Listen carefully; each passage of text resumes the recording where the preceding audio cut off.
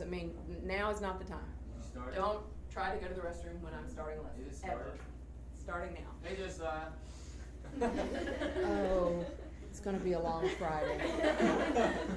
Girls, are you with me? It's going to be a long Friday. Okay, so this is factoring, and although I did not create the method, when I say the Twitty way, this is what I'm talking about.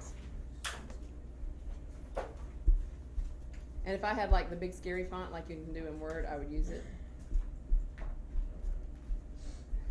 Make peace with it. This is how it shall be done. Unless, of course, you want no credit at all for what you do.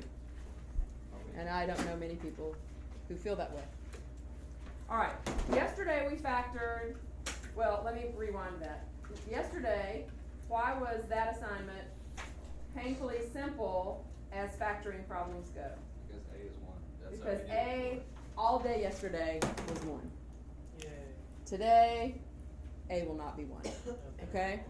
And this is when I was a student back in the dark days of history, in my youth. Every teacher I knew taught factoring by saying, well, you know they've got to multiply to this and add to that, and you just use trial and error and figure it out. Well, there were many days when I was doing that, wrestling with it, and wondering there's got to be a better way, but of course I was in a very trusting place in those days where I actually thought that the people who taught me knew what they were talking about. So let's start with number 4, and of course you don't have the sheet yet. That's for a reason, because I know certain people would just be boxing it up. Don't want to ever see a box on my factoring stuff, okay? So we're going to start with 3n squared plus 7n plus 4. And if I randomly pick one that won't factor, we'll just write can't be factored and move on, okay? Because just like yesterday, it may or may not be. Now, the very first step of this is going to bother you. Well, let me rewind. It may not bother you, but it should bother you, okay? But I know that it's going to bother you, or should bother you, so just trust me. This is the first thing you do. So we have 3n squared plus 7n plus 4. We are going to write our binomials, or we're going to set up our binomials, and you're going to put 3n at the beginning of both. Why should that bother you? 3 times 3 is not 3. But we'll take care of that later, okay? That's the first step. And obviously, since these are pluses, both binomials will have pluses, okay? So far, so good? So it's bothering you, but just let that, push it aside. The next step you're going to do, and I do have, again, the little step sheet with the example on the back that I'll give you after we've done these examples. But the next step in the process is to multiply the leading coefficient, which in our case is 3, by the constant, which is 4. So we're looking for the factor pair of 12 that adds to 7. 3 and 4. So you put them in there. So far, so good? We only have one more step to take to get done. And this is where we're going to undo what we started with. Is there something I can take out of 3n plus 3? So I'm going to. What can I take out? 3. When I take 3 out of 3n, I have... When I take 3 out of 3, I have 1. And then there's nothing I can take out of 3n plus 4. Agreed? You put an x through the 3 and you factored it.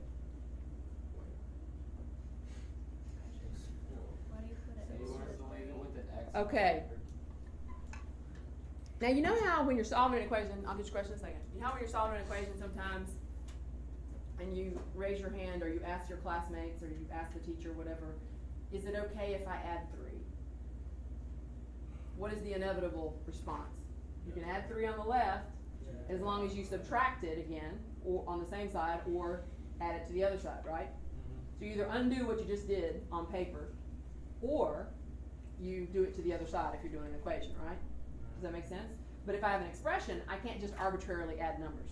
Well, when I did the initial setup, you told me that you spotted the issue when I put 3n and 3n, right? Because what was I bringing in that didn't belong there? An extra 3. Well, what did we take out at the end? An extra 3. I can take out that 3 and throw it out because I put it there. You see what I'm doing? So I did on the first step and undid on the last step. Isn't that awesome? Because it looks just like the factoring thing. It's not like the box where you have to do all this little chaos and then out pops an answer. Yes.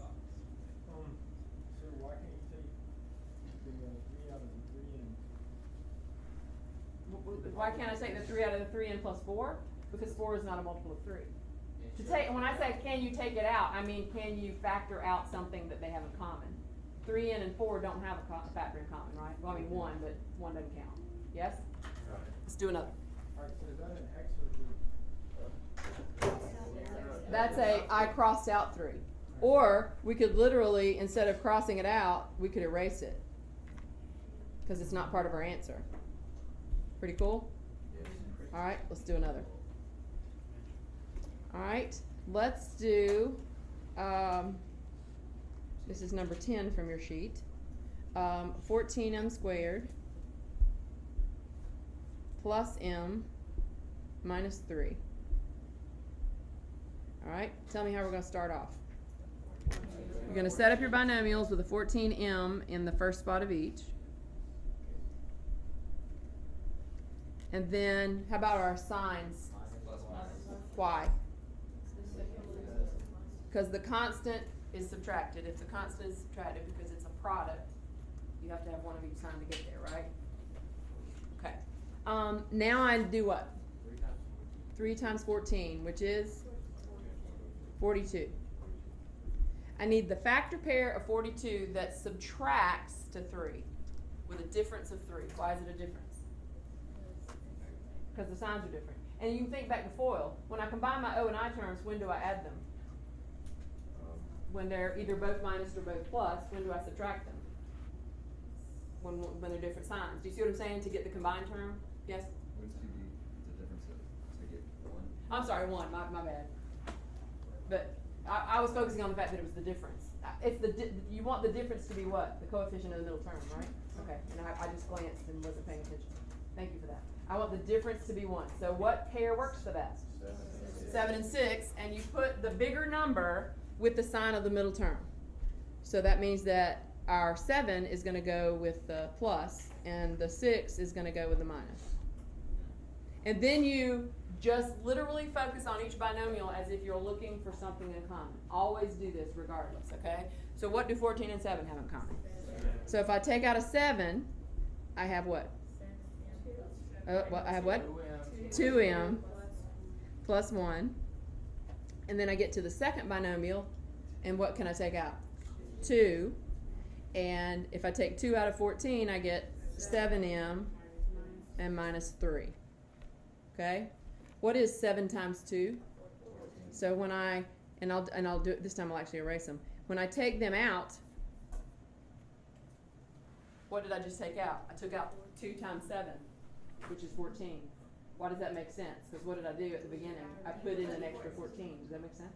So what you take out should always multiply, even if, like, the first one we only took it out of one spot, and it was equal to it, right? This one we took out 2 numbers, but they multiplied to the one that I brought in from the top, and that's the way it'll always work out. Yes? It is factored. That is the factorization. Because what would happen if I foiled these 2 binomials together? I'd get back the trinomial I started with. Isn't that awesome?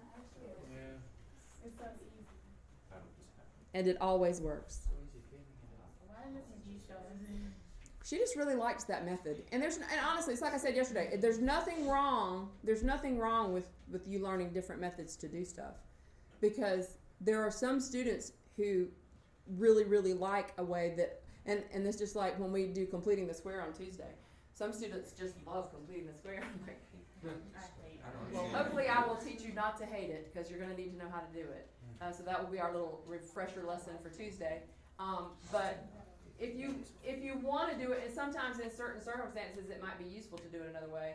I just have never. To me, the box method takes something that, if you look at it from the perspective that if you can remember in Algebra 1 when you first learned how to FOIL, it was after you didn't learn to factor until you learned to FOIL, right? So you had just learned to FOIL, and just like, don't you feel like in math a lot of what you do is you learn how to do something going this way, and then you turn around and go back in the other direction for the next lesson? It's kind of the same sort of thing, right? Well, to me, and you still end up in the same place with the box method, but to me it takes something where this is more obvious that I'm trying to work back to that than having to go to that box, which is much more abstract in my mind. Yes? Alright, when you did 14 times. Resume recording. Okay? So there's that. You good? Alright, now let's jump down to special patterns, and I'll just do a couple of these. And since the title of that section of problems is factoring with special patterns, it's sort of a hint. But number 14, for instance, and I'm trying to write with an eraser, that's why nothing is showing up on the board there.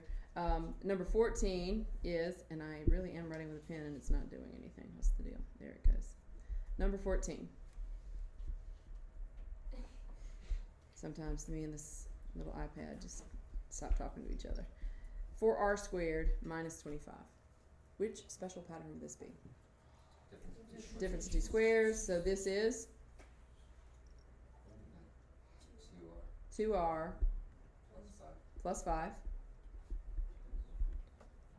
times 2r minus 5. Y'all know your patterns better than probably any pre-calc class I've ever had, which you should. It should be instantaneous, but I've had classes for which it was not. Yeah. What? You need to do that one. She focused on the patterns. Yeah, a good amount. Well, you're actually supposed to learn them in Algebra 1 and then get them reinforced in Algebra 2. But yeah, I mean, but we've had lots of Algebra 2 teachers I've had lots of kids with different Algebra 2 teachers over the year. So if you've had Algebra 1 and 2, you should be where y'all are, but they wouldn't be there. So, but yeah, props to her for doing the right thing, getting y'all where you need to be. Okay, so let me throw another one at you. This is an extra example because this blows kids' minds. Now, how were you taught to spot a difference of two squares? The first one is a square, and the second one is a square. Okay?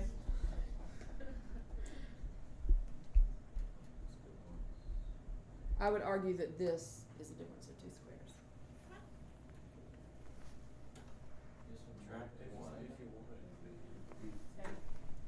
So the first term's obvious, right? 3x. So this is 3x minus the square root of 17 times 3x plus the square root of 17. That's a little need-to-know tidbit that will randomly pop up. I don't remember if it shows up in any of our work, but it will in calculus. There'll be a place where you can't make the problem work out unless you realize that's a possibility. It's kind of empowering to know that you can push things you thought were only allowed in certain instances to everything you know. Yeah, that was the answer. That was your A plus B, A minus B pattern. All right, let's do the other pattern.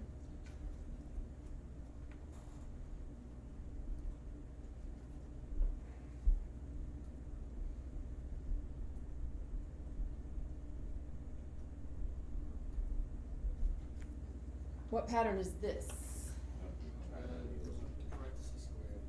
Yes, it's parenthesis square. It's called the perfect square trinomial. Yeah, that's right. And I think we actually had one of these yesterday.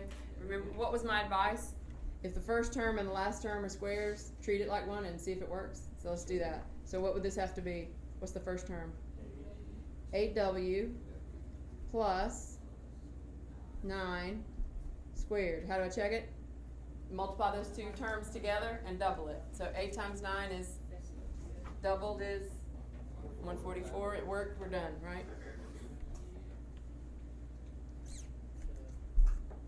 All right. Now, I kind of wish they had put these first, but I guess I know why they didn't. Let's look at this one. Because there is a step we haven't talked about because our focus has been on how to factor the Twitty way with a coefficient other than 1. What is the very, very first thing you should do if you're trying to factor something? What should you look for? Pull out anything you can, okay? The biggest thing they have in common. All right, when I look at 12, 4, and 40, 4, okay? And so I'm going to write equals, and then I'm going to put that 4, and what's going to be inside? 3x squared minus x minus 10. Yes? Then we're going to go again.